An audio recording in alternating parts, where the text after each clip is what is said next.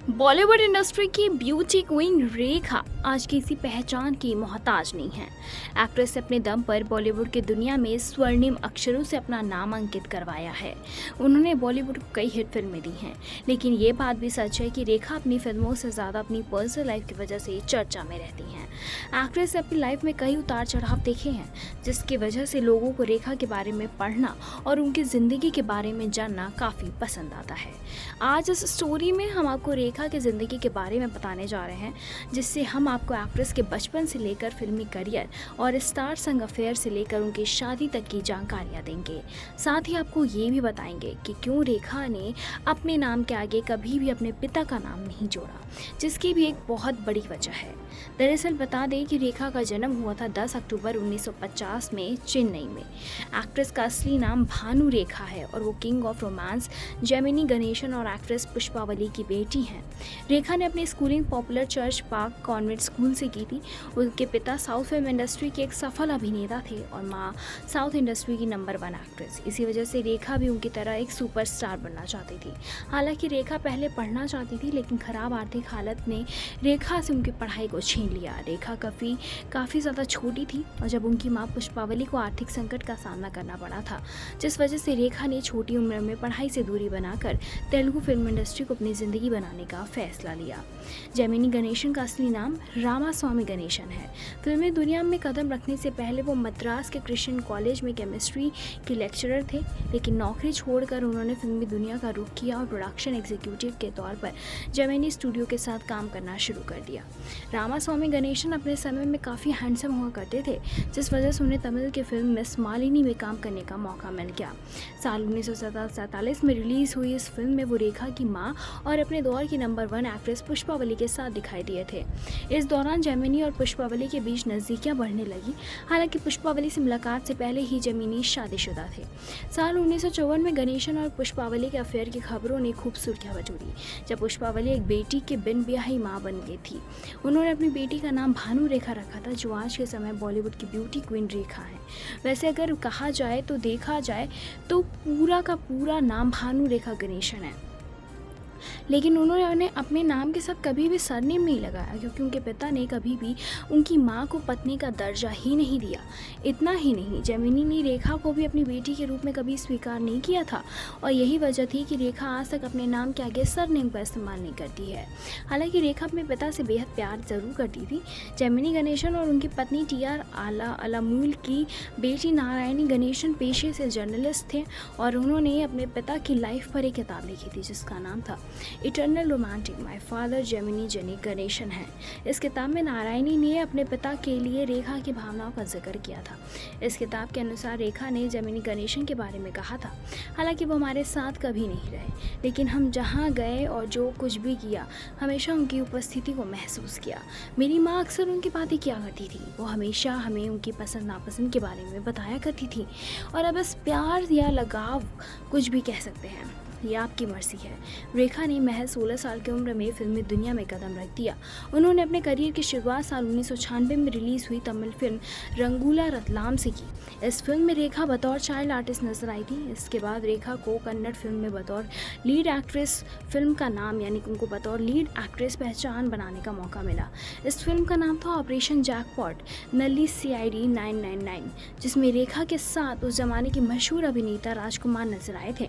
इस फिल्म में रेखा के काम को काफ़ी ज़्यादा पसंद भी किया गया था, जिस वजह से एक्ट्रेस को बॉलीवुड इंडस्ट्री में भी काफ़ी समय यानी कि काफ़ी कम समय में जगह मिल गई। रेखा ने बॉलीवुड में 1969 में फिल्म अनजान सफ़र से कदम रखा था, लेकिन ये फिल्म रेखा और अभिनेता विश्वजीत चटर्जी के किसिंग सीन की वजह से कंट्रोवर्सी का शिकार हो गया, जिस वजह से ये फिल्म कोर्ट तक पहुंच गई। हैरानी की बात यह है कि इस फिल्म में होने वाले किसिंग सीन के बारे में रेखा को भी जानकारी नहीं दी गई, जिसके बारे में रेखा ने अपनी बायोग्राफी में रेखा द अनटोल्ड स्टोरी में बताया था।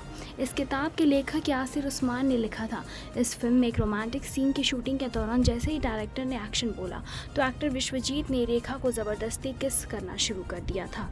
बताते चले कि इस दौरान रेखा ने विश्वजीत को हटाने की खूब कोशिश की थी, लेकिन वो नहीं रुके।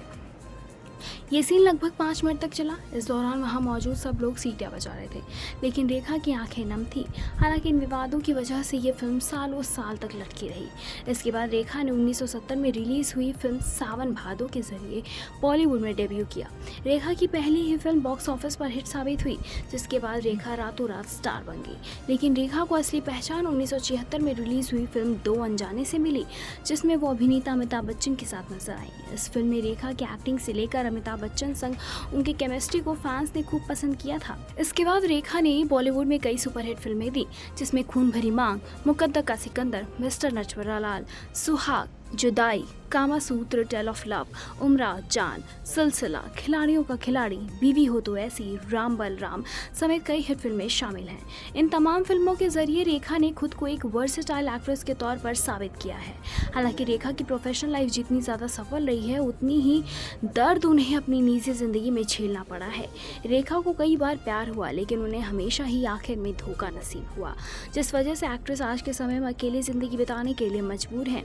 रेखा का नाम बॉलीवुड अभिनेता जितेंद्र कुमार, किरण राव, विनोद मेहरा, संजय दत्त, अक्षय कुमार और अमिताभ बच्चन के साथ जुड़ा था। इन तमाम स्टार्स के साथ एक्ट्रेस के अफेयर की खबरें लंबे समय तक चर्चाओं में रहीं, लेकिन रेखा और अमिताभ बच्चन की लव स्टोरी को आज भी फैंस काफी शौक से पढ़ते हैं। रेखा और अमिताभ बच्चन की पहली मुलाकात फिल्म दो अनजाने के सेट पर हुई। यहीं से दोनों की दोस्ती हुई और दोस्ती धीरे धीरे प्यार में तब्दील हो गई। लेकिन दिलचस्प बात यह है कि जब रेखा और अमिताभ बच्चन एक दूसरे के करीब आने लगे थे, तब अमिताभ बच्चन पहले से ही शादीशुदा थे। उनकी शादी 1973 में जया भादुरी से हुई, जिसकी वजह से अमिताभ और रेखा की लव लाइफ कंट्रोवर्सी का शिकार हो गई। हालांकि कुछ समय बाद रेखा और अमिताभ बच्चन को हमेशा हमेशा के लिए एक दूसरे का होते हुए देखा गया था। बताते चले कि जिस वजह से दोनों की लव स्टोरी अधूरी रह गई। रेखा की शादी बिजनेसमैन मुकेश अग्रवाल से हुई थी, लेकिन दावा ये किया जाता है कि रेखा ने पहली शादी विनोद मेहरा के साथ की थी। 80 के दशक में दोनों ही एक दूसरे के प्यार में पूरी तरह पागल थे, जिस वजह से रेखा और विनोद मेहरा ने दुनिया की नजरों से छुपकर शादी कर ली। रिपोर्ट्स के मुताबिक शादी के बाद जब विनोद मेहरा अपनी वाइफ रेखा को घर लेकर गए, तब एक्टर की मां कमला ने रेखा को अपनी बहू मानने से इनकार कर दिया।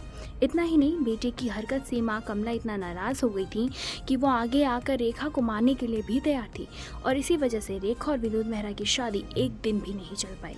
दोनों ने एक दूसरे से अलग होने का फैसला जरूर ले लिया था। हालांकि रेखा ने हमेशा इन रिपोर्ट्स को झूठा करार दिया। रेखा ने प्यार के मामले में कई धोखे खाए थे। ऐसे में एक्ट्रेस पूरी तरह टूट गई थी, जिस वजह से रेखा शादी करके सेटल होना चाहती थी। एक्ट्रेस ने साल 1990 में बिजनेसमैन मुकेश अग्रवाल का हाथ थामा। दोनों ने काफ़ी सादगी से शादी की और दोनों अपनी लाइफ को एंजॉय करने लगे। लेकिन एक्ट्रेस को ये खुशी भी महज कुछ समय के लिए नसीब हुई। रेखा को शादी के 3 महीने बाद पता चला कि उनके पति मुकेश मानसिक रूप से बीमार हैं। इसी वजह से रेखा ने मुकेश से दूरी बनाने का फैसला किया। रेखा और मुकेश की इन दूरियों के बीच एक दिन ऐसा भी आया जिसने एक्ट्रेस की जिंदगी को हमेशा हमेशा के लिए बदल कर रख दिया। जी हाँ, एक्ट्रेस के पति मुकेश ने छत के पंखे से लटक कर आत्महत्या कर ली। इस घटना के बाद मुकेश के परिवार ने रेखा पर बुरी पत्नी होने और मुकेश की जान लेने का आरोप लगाते हुए उन्हें दोषी ठहराया था, जिस वजह से रेखा को चौतरफा आलोचना का सामना करना पड़ा। रेखा को आम लोग ही नहीं, बल्कि बॉलीवुड इंडस्ट्री से जुड़े लोग भी वैम्प मान रहे थे। हालांकि इस घटना के बाद भी रेखा ने अपनी हिम्मत नहीं हारी और उन्होंने कभी अपनी हिम्मत नहीं खोई। बेशक एक्ट्रेस का प्यार अधूरा रह गया, लेकिन रेखा ने खुद को कभी काम से दूर नहीं किया। इस बात में कोई शक नहीं है कि रेखा आज भी बॉलीवुड की ब्यूटी क्वीन है। खैर, आपको रेखा कैसी लगती है हमें कमेंट करके बताएं, और आपको उनकी ये स्टोरी कैसी लगी हमें ये भी बताएं। ऐसी तमाम लेटेस्ट खबरों को जानने के लिए जुड़े रहें हमारे साथ और देखते रहें नेक्स्ट लाइव।